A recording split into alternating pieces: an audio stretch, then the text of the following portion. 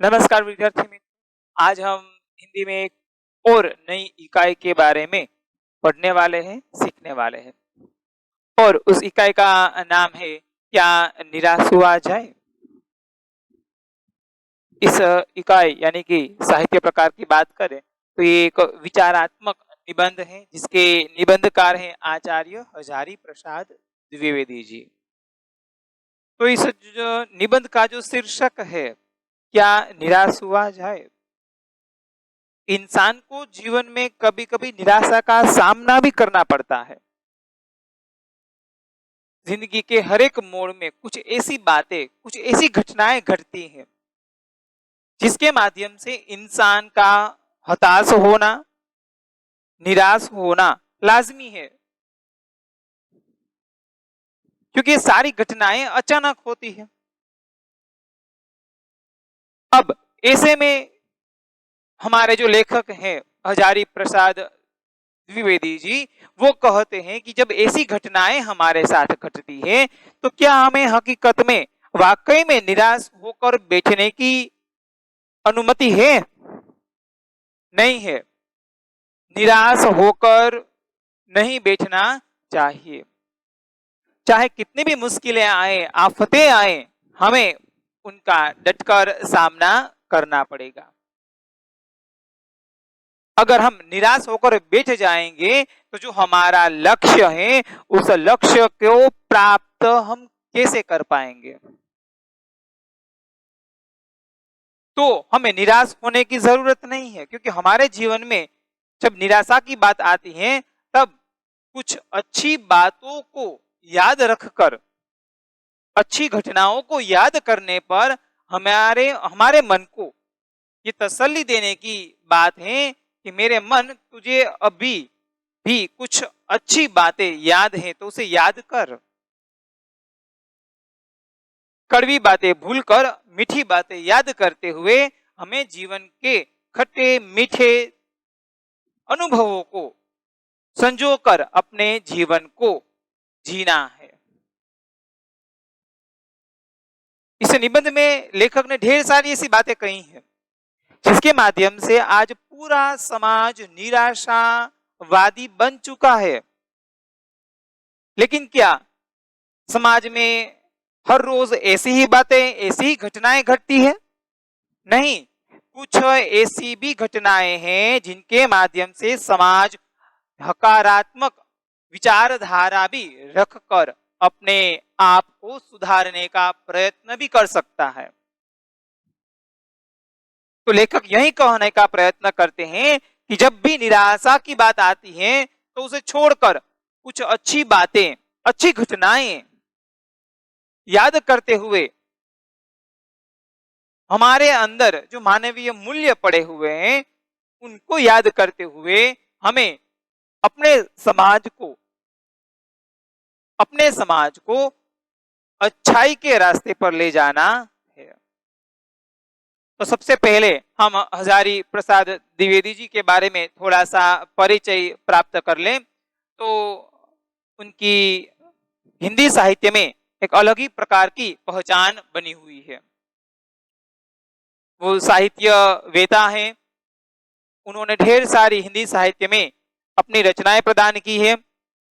हिंदी साहित्य का उद्भव और विकास, कबीर, उसके बाद बाणभट्ट की आत्मकथा, आलोक पर्व, कुटज, चारुचंद्र लेख, कल्पलता और अशोक के फूल, इनमें इनके ढेर सारे निबंध हैं। और ये बाणभट्ट की आत्मकथा उपन्यास है। इनकी पहचान हिंदी साहित्य में बाणभट्ट के उपन्यास के तौर पर की जाती है, क्योंकि उनमें इतनी सुंदर व्यवस्था, इतनी सुंदर कथानक की वजह से उनका यह सम्मान हुआ है। उनको पद्म भूषण से भी सम्मानित किया गया है। तो इतने महान लेखक की एक छोटी सी इकाई क्या निराश हुआ जाए, उसको आज हम पढ़ने वाले। उससे पहले उन्होंने इस निबंध में किस प्रकार की बातें लिखी है या हमसे किस प्रकार की बातें सीखने का प्रयत्न करना चाहिए, उसका ध्यान यहाँ दिया गया है कि तत्कालीन भारतीय समाज में व्याप्त अनाचार देखिए, तत्कालीन यानी कि लेखक ने जब इस निबंध की रचना की थी, उस समय की बात करते हैं। और वो समय और आज का समय में ज्यादा अंतर नहीं है। तब भी जो होता था वो आज भी होता है, बस मात्रा उसमें कम ज्यादा हो गई है। तो तत्कालीन भारतीय समाज में व्याप्त अनाचार यानी कि दुर्व्यवहार, भ्रष्टाचार, बेईमानी, चोरी केवल बाहरी स्तर पर है, यानी कि ऊपर ऊपर है। आज भी, वास्तव में आज भी लोगों में मानवीय मूल्य, तो मानवीय मूल्य कौन कौन से हैं? दया, प्रेम, करुणा, सहानुभूति, ईमानदारी, सेवा, विश्वास, ये हमारे मानवीय मूल्य हैं। उसके प्रति आज भी लोगों को विश्वास है, आस्था है कि नहीं, ये मर नहीं सकते। उसके बाद लेखक ने कुछ अपने जीवन की घटनाओं के माध्यम से हमें समझाने का प्रयत्न किया है। उनके जीवन में भी ढेर सारी सी घटनाएं घटी हैं, ईमानदारी की, अच्छाई की, सेवा की, त्याग की, जिनके उदाहरणों के माध्यम से हमें समझाने का प्रयत्न किया है कि हम भी निराश न होकर अपने आप के जीवन को सुधारने का प्रयत्न कर सकते हैं।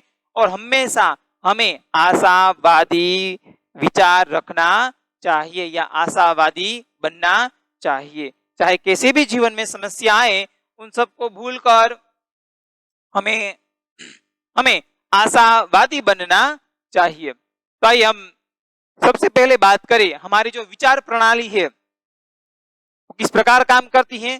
तो कि जो हमारे विचार प्रणाली मानसिक धारणा के आधार पर काम करती है। किससे, कैसे, कहां से ढेर सारी बातें हमारे मन में उद्भव होती है, ये हमारी विचार प्रणाली है, धारणाएं हमारी हैं। और इसी धारणाओं और विचार प्रणाली की वजह से हमारे जीवन में हताशा, निराशा या आशा उद्भव होती है। अब यहाँ लेखक कहते हैं कि मेरा मन कभी कभी बैठ जाता है। मन बैठना यानी कि हताश होना, निराश होना क्यों होता है? क्योंकि जो समाचार पत्र हैं उसमें ठगी, डकैती, चोरी, तस्करी और भ्रष्टाचार के समाचार भरे रहते हैं। छल कपट करना, भ्रष्टाचार करना, डकैती करना, तस्कर यानी कि अंतरराज्यीय लूटपाट करना, ये ढेर सारी बुराइयां हमारे समाज में फैली हुई है। और इन समाचार पत्रों में हर रोज ऐसी ही खबरें छपती हैं, यहाँ ये हुआ, यहाँ हुआ, यानी कि कैसी नेगेटिव न्यूज, यानी कि निराशावादी समाचार, जो समाज में एक ही बात फैलाते हैं कि समाज में क्या होता है, चोरी होती है, भ्रष्टाचार होता है, अन्याय होता है। ये सारी चीजें हमारे समाज में निराशा उत्पन्न करती है। तो क्या वाकई में पूरे समाज में यही घटनाएं होती है? नहीं, कुछ घटनाएं ऐसी भी हैं जो ईमानदारी की है, सेवा की है, लेकिन उनकी ओर किसी का ध्यान जाता नहीं है। इसलिए लेखक यहाँ कहते हैं कि मेरा मन हमेशा ऐसी खबरों से निराश हो जाता है कि क्या समाचार पत्रों को और कोई खबरें मिलती ही नहीं है जो इस प्रकार की खबरें छापा करता है? क्या ये समाज में ऐसा ही चलता है? अगर ऐसा ही चलता है तो समाज में क्या है? तो क्या आरोप और प्रत्यारोप का कुछ ऐसा वातावरण बन चुका है कि लगता है देश में कोई ईमानदार है ही नहीं। आरोप प्रत्यारोप यानी कि एक आरोप लगाता है तो दूसरा आरोपी उसके ऊपर वापस दूसरा आरोप लगाता है। एक दूसरे के ऊपर आरोप लगाने वाली प्रक्रिया उसे आरोप प्रत्यारोप कहते हैं। अगर हम समाचार पत्रों की खबरों के मुताबिक आगे बढ़े तो क्या होता है कि आज देश में इतना भयंकर खराब वातावरण बन चुका है कि मानो देश में कोई ईमानदार व्यक्ति बचा ही नहीं है। क्या यह हकीकत है? नहीं, यह हकीकत नहीं हो सकती। हमारे समाज में ढेर सारे ऐसे लोग हैं जो सेवा, ईमानदारी से अपना काम करते हैं, लेकिन उनकी खबरें छपती नहीं है, उनको कोई उजागर नहीं करता है। तो ऐसी बातों से लेखक निराश हो जाते हैं और आगे कहते हैं कि हर व्यक्ति को संदेह की दृष्टि से देखा गया है या देखा जाता है। चाहे वह व्यक्ति किसी भी ऑफिस में काम करता हो या कर्मचारी हो, उसे संदेह शंका की दृष्टि से देखा जाता है। और जो जितने ऊंचे पद पर हैं तो क्या होगा, उतने ही उनमें अधिक दोष दिखाए जाते हैं। किस प्रकार के, तो कि भ्रष्टाचार के। यदि हम समाचार पत्रों में, न्यूज चैनल्स में देखते हैं कि किस प्रकार भ्रष्टाचार है, वह आज विश्वव्यापी बन चुका है हमारे लिए। तो जितना बड़ा अफसर उतनी बड़ी उसकी लालच। क्या हर एक कर्मचारी लालची है? क्या हर एक कर्मचारी भ्रष्टाचारी है? ये प्रश्न हमें कब उठता है? जब हम समाचार पत्रों में ऐसी खबरें पढ़ते हैं तब उठता है। तो क्या यह हकीकत है? नहीं, ये हकीकत नहीं हो सकती, क्योंकि समाचार पत्रों में केवल क्या है, निराशावादी खबरें ही छपती हैं और वे निराशा का ही फैलाव करते हैं। हर एक व्यक्ति भ्रष्टाचारी नहीं होता, उसमें भी कुछ अच्छाई छिपी हुई है, हमें उसे खोजकर दुनिया के सामने लाने का प्रयत्न करना है। तो लेखक कहते हैं कि यहां इस प्रकार जो भी कर्मचारी है उसमें दोष अधिक दिखाई देते हैं, गुण कम दिखाई देते हैं। एक बहुत बड़े आदमी ने लेखक से कहा था कि इस समय में सबसे ज्यादा सुखी कौन है, उसकी परिभाषा क्या है? वैसे सुख की परिभाषा हर एक इंसान के दिमाग से अलग अलग हो सकती है, लेकिन यहां एक बड़े आदमी ने लेखक से कहा था कि आज वह सुखी है जो कुछ काम नहीं करता। आज कौन सुखी है? जो कुछ भी काम नहीं करता, वो आज सबसे ज्यादा सुखी है। और कुछ भी करेगा इंसान, चाहे छोटा काम करेगा या बड़ा काम करेगा, इंसान कुछ भी करेगा तो लोगों का काम क्या है? दोष खोजना, दोष निकालना। खुद के बारे में कभी कुछ नहीं कहेंगे, हमेशा दूसरों के बारे में जज बनेंगे और खुद के बारे में वकील बन जाएंगे। देखिए, जब दूसरों की बात आती है तो वह सीधे जज की तरफ फैसला सुना देंगे कि ये बुरा है, लेकिन जब खुद के बारे में बात आती है तब वह वकील की तरह अपना बचाव करने के लिए तैयार है। तो क्या ऐसा ही होता है समाज में? और ये हो रहा है, हम भी आसपास में देख सकते हैं। ये सारी चीजें आज भी हो रही हैं, उस समय भी हो रही थी, आज भी हो रही, इसमें कोई बदलाव नहीं आया। हाँ, थोड़ा सा ऊपर नीचे क्रम में बदलाव आया है, बाकी और कोई बदलाव आया नहीं है। तो इंसान कुछ भी काम करेगा तो उसमें क्या निकलेगा, यानी कि दूसरे इंसान उसमें दोष कमियां खोजने लगेगी। भाई तुमने ये काम ऐसे किया, वैसे किया। सलाह देने वाले हजारों मिल जाएंगे, लेकिन साथ देने वाला कोई नहीं मिलेगा। इसीलिए सच्चाई और ईमानदारी है वहां सीमित हो गई है, क्योंकि उनके साथ कोई खड़ा नहीं है। अब उसके सारे गुण भुला दिए जाएंगे, चाहे इंसान ने कैसा भी काम किया हो। उन सारे कामों में अगर एक छोटा सा दोष रह गया, इतू सा दोष भी रह गया ना, तो उसके सारे जो गुण हैं वो तुरंत भुला दिए जाएंगे और दोष को बढ़ा चढ़ाकर दुनिया के सामने प्रस्तुत किया जाएगा। यानी कि आपने 99 काम ठीक किए हैं, बस 100वें काम में छोटी सी गलती हो गई तो क्या होगा, आपके आगे के जो 99 सही काम थे उनको भी लोग शंका की दृष्टि से देखेंगे और आपका जो दोष था छोटा सा उसको बड़ा बनाकर पूरी दुनिया में फैला देंगे। तो ये आजकल के समाज वाले लोगों का काम है ये। और गुण भुला दिए जाएंगे, चाहे कितनी मेहनत से, कितने परिश्रम से आपने वो काम किया होगा, वो भूल जाएंगे। बस केवल दोषों को याद रखते हैं। तो ये हमारे समाज की विचारधारा आज ऐसी बन गई है। लेकिन क्या ऐसी विचारधारा होनी चाहिए? नहीं होनी चाहिए। बी पॉजिटिव, हम बार बार बोलते हैं ना, बी पॉजिटिव बी पॉजिटिव, लेकिन कोई बी पॉजिटिव सोचने वाला है ही नहीं, तो सोचेंगे कैसे? सोचेंगे कैसे? ये हो सकता नहीं है। लेकिन लेखक यहाँ कहते कि फिर भी कुछ ऐसी बातें हैं जिनके माध्यम से हम कुछ अच्छाई, ईमानदारी आदि को खोजकर समाज में उजागर करते हुए लोगों को विश्वास दिला सकते हैं कि आज भी समाज में वे जिंदा हैं, वो मरी हुई नहीं है। बस यही कारण है कि हर आदमी दोषी अधिक दिख रहा है, गुणी कम, या बिल्कुल ही नहीं। लोगों की विचारधारा आज इस प्रकार बन चुकी है कि दोषी ज्यादा है समाज में, गुणी तो है ही नहीं, गुण किसी में भी नहीं है। आज अगर हमारे जो महान लोग जिंदा होते तो लोग उनमें भी क्या ढूंढते? दोष ही ढूंढते। ये हमारी विचारधारा ऐसी बन चुकी है। तो हमें अपनी विचारधारा को बदलने के लिए सबसे पहले अपने आप को बदलना पड़ेगा। तो अगर इस प्रकार की स्थिति है समाज में, आज हमारे समाज की विचारधारा कैसी है?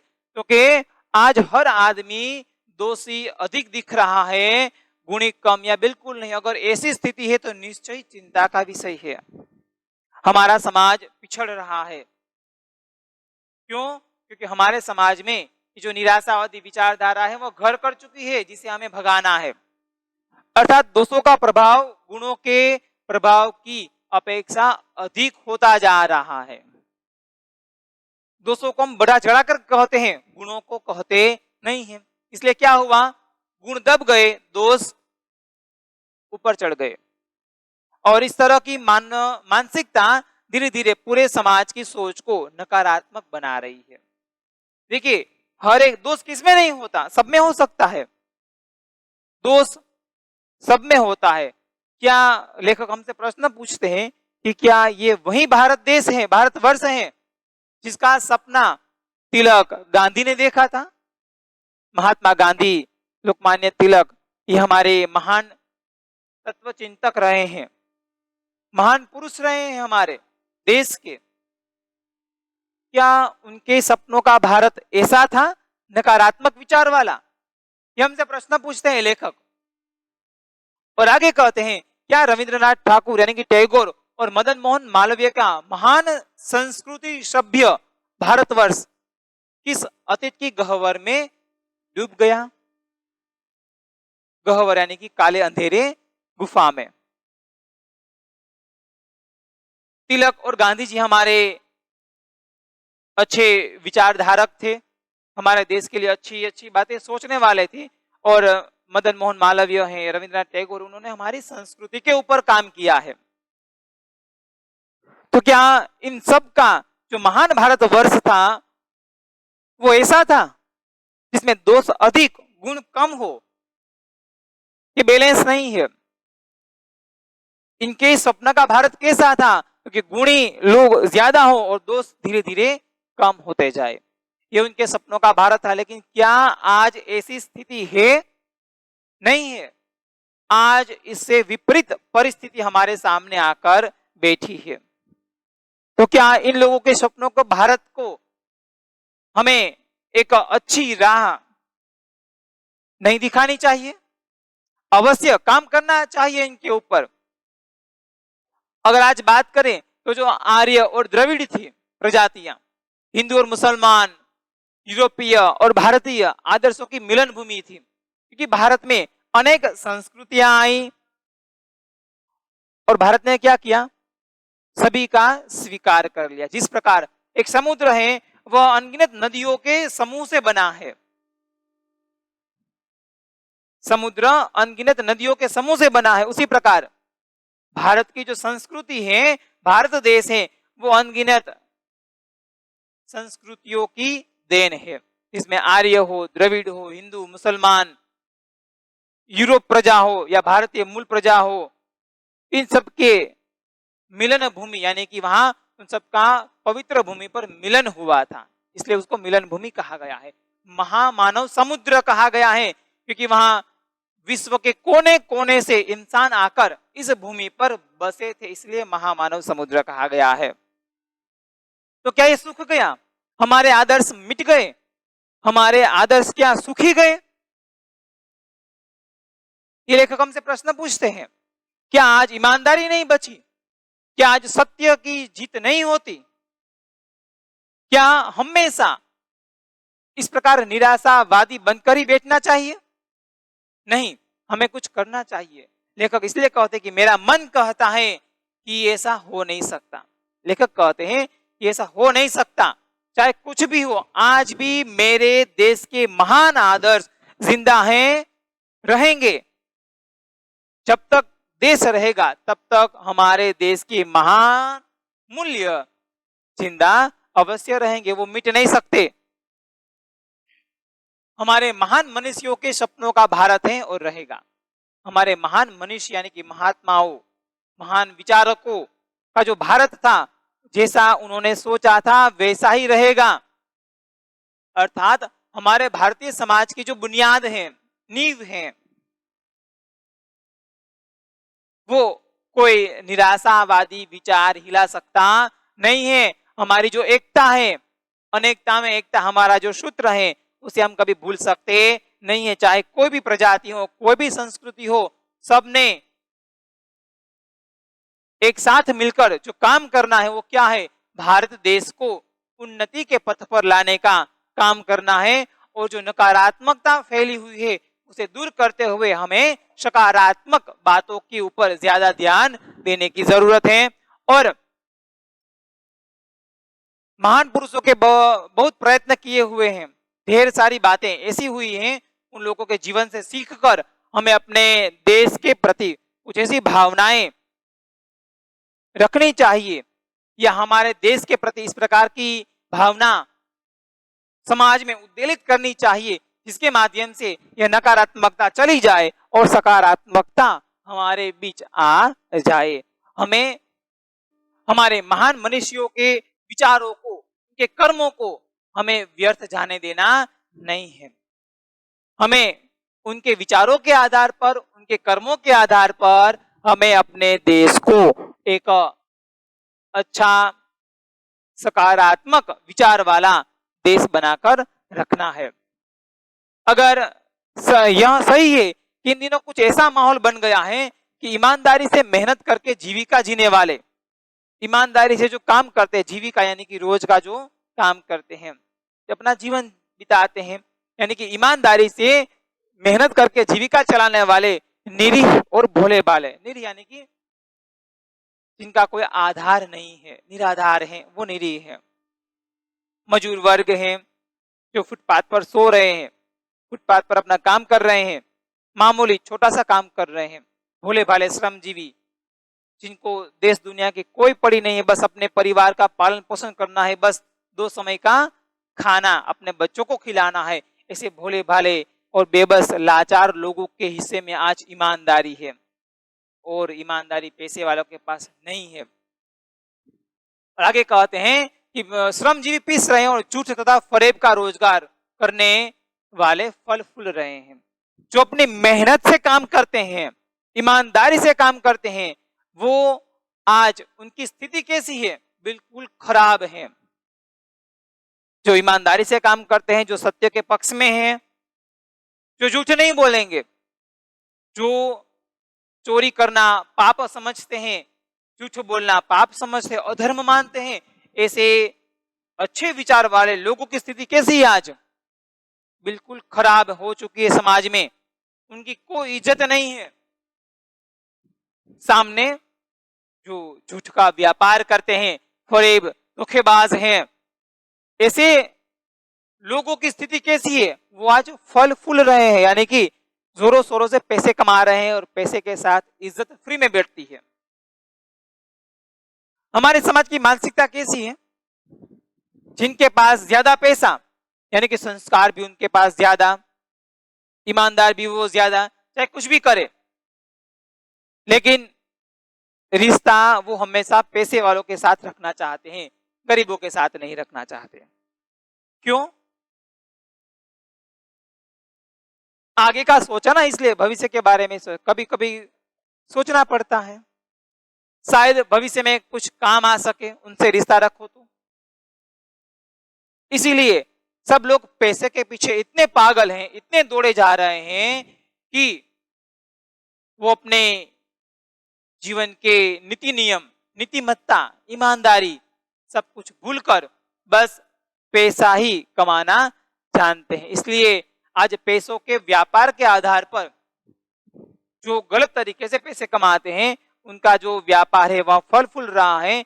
लेकिन जो गरीब प्रजा है, जो श्रमजीवी है, जो मजदूरी करते हैं ईमानदारी से, उनका समाज में कोई मान सम्मान नहीं है, उनका साथ देने वाला आज कोई भी नहीं है। ईमानदारी को मूर्खता का पर्याय समझा जाता है। देखिए, ईमानदारी को मूर्खता का पर्याय समझा जाता है। अगर ये कोई व्यक्ति ईमानदार है तो उसे मूर्ख कहा जाएगा। क्यों? क्योंकि ईमानदारी से पैसे बनते नहीं है। ईमानदारी से पैसे नहीं बनेंगे, बस अपना घर का रोजाना सालाना खर्च निकल जाएगा, लेकिन पैसे बनाने हो तो हमें बेईमान होना पड़ता है। ये आजकल की विचारधारा है। इसीलिए सच्चाई कहां पर है? केवल बेबस और भीरू लोगों के पक्ष में है। आज सच्चाई है समाज में जिंदा है, लेकिन कहां पर है? जो डरपोक लोग हैं, जो डरे हुए हैं समाज के उन लोगों से जो कानून को अपनी जेब में रखते हैं, यानी कि पैसों के माध्यम से कानून को खरीदना चाहते हैं, उन लोगों से डरे हुए हैं। सच्चाई मरी नहीं है। सच कभी भी मरता नहीं, दब अवश्य सकता है, मरता कभी नहीं है। तो सच्चाई है वहां डरपोक और ऐसे मजदूर वर्ग के पक्ष में पड़ी है, और बेईमानी है, झूठ, चोरी, ये सारे उच्च वर्ग में आज पड़ी है। तो क्या इसमें कोई अंतर नहीं है? तो क्या हमारे समाज में ऐसा ही चलेगा? क्या चलता आ रहा है तो क्या हमें ऐसा ही चलने देना है? हो नहीं सकता। ऐसी स्थिति में हमारे जीवन के जो महान मूल्य हैं, हमारे जीवन के महान मूल्य कौन कौन से हैं? क्योंकि ईमानदारी, दया, विनम्रता, विश्वास और सच्चाई, ये हमारे जीवन के महान मूल्य हैं। इसी के आधार पर हमें अपना जीवन जीना चाहिए। हमारे कोई भी संबंध हो तो सारे संबंध विश्वास हो, ईमानदारी हो, विनम्रता, सच्चाई, दया, प्रेम, करुणा, सहानुभूति, यही तो इंसान की परख है। लेकिन आज इंसान है वह कैसा बन चुका है? उसके हृदय के अंतर्गत जो भावनाओं का समुद्र था वो आज पैसों का समुद्र बन चुका है, लालच का समुद्र बन चुका है। इसीलिए हमारे जीवन के जो महान मूल्य थे वो कहीं ना कहीं आहत हुए हैं। तो हमें उनको जगाना है, जागृत करना है। वो अभी भी हमारे हृदय में है, बस हमें क्या करना है? उसे हमें जागृत करना है, झकझोरना है, ताकि समाज में हमें उसे बढ़ा चढ़ाकर बता सके, और समाज में जो नकारात्मकता फैली हुई है वो हम आसानी से सुधार सकें। लेकिन जो कुछ भी है समाज में वो कैसा है? बस एक ऊपरी स्तर का वातावरण बिगड़ा हुआ है। आज भी समाज में जो भी जितना भी बिगाड़ आया है वो केवल ऊपरी स्तर पर ही है, केवल ऊपर ऊपर ही है। अंदर समाज के अंदरूनी भाग में आज भी क्या है? तो विश्वास, ईमानदारी, प्रेम, सच्चाई छिपी हुई है। मान लीजिए हमारे शरीर में मन सबसे ऊपर है, हृदय यहाँ बीच में है, तो क्या होगा? मन में लोभ, लालच, काम, क्रोध, राग, द्वेष, सभी प्रकार के विकार मन में है, ऊपर है, हृदय में नहीं है। तो हमें क्या करना है? हृदय के अंदर जो भी भावनाएं हैं, ईमानदारी है, सेवा है, सच्चाई है, दया, प्रेम, करुणा, हमें उसे ऊपर लाना है, मस्तिष्क में लाना है, ताकि हम अच्छी तरीके से काम कर सके। बस वही स्थिति आज समाज की है कि जो भी बिगाड़ हुआ है, जो भी कुछ दिखाई दे रहा है, वह हाल हमारी मनुष्य निर्मित नीतियों की त्रुटियों की कमी के कारण, मनुष्य निर्मित यानी कि इंसानों द्वारा बनाए गए नीति यानी कि नीति नियम, त्रुटि यानी कि कमी, हमने जो भी नीति नियम बनाए थे उनकी कमी के कारण ये सब कुछ हो रहा है। और इस प्रकार की बातें हुई हैं तो क्या होगा कि परंतु जो कुछ भी दिखाई दे रहा है वह बहुत ही हाल ही मनुष्य निर्मित नीतियों की त्रुटियों की देन है। सदा मनुष्य बुद्धि है वह परिस्थितियों का, नई नई परिस्थितियों का सामना करने के लिए तैयार है। चाहे कैसी भी परिस्थिति हो, इंसान सभी परिस्थितियों में उसका सामना करने के लिए अपने मानसिक तौर पर तैयार है और समाज के विधि और निषेधों को बनाती है, यानी कि क्या करना है क्या नहीं करना है।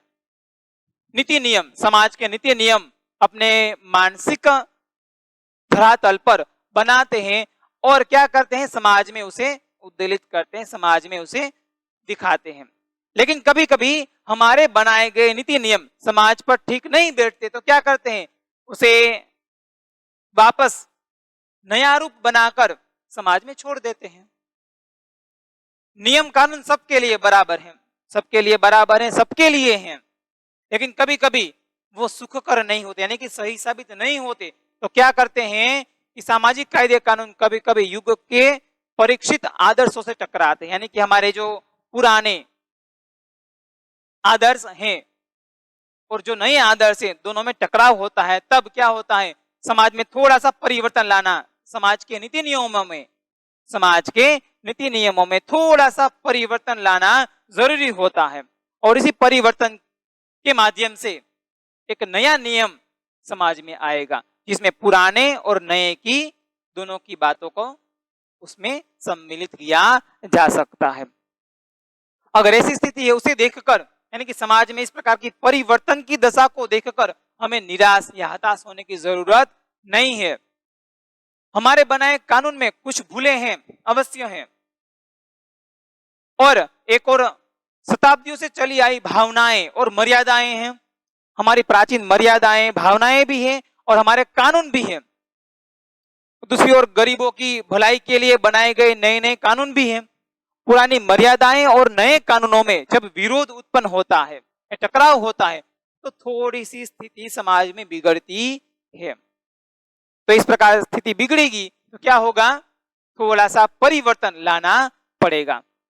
तो समाज में जब इस प्रकार की बातें घटनाएं होती हैं, इस घटनाओं से हमें निराश नहीं होना चाहिए। ऐसी घटनाएं तो होती रहेगी, परिवर्तन से डरना चाहिए नहीं। परिवर्तन हमारे लिए हमेशा सुखकर ही होता है। तो आज बस यहीं तक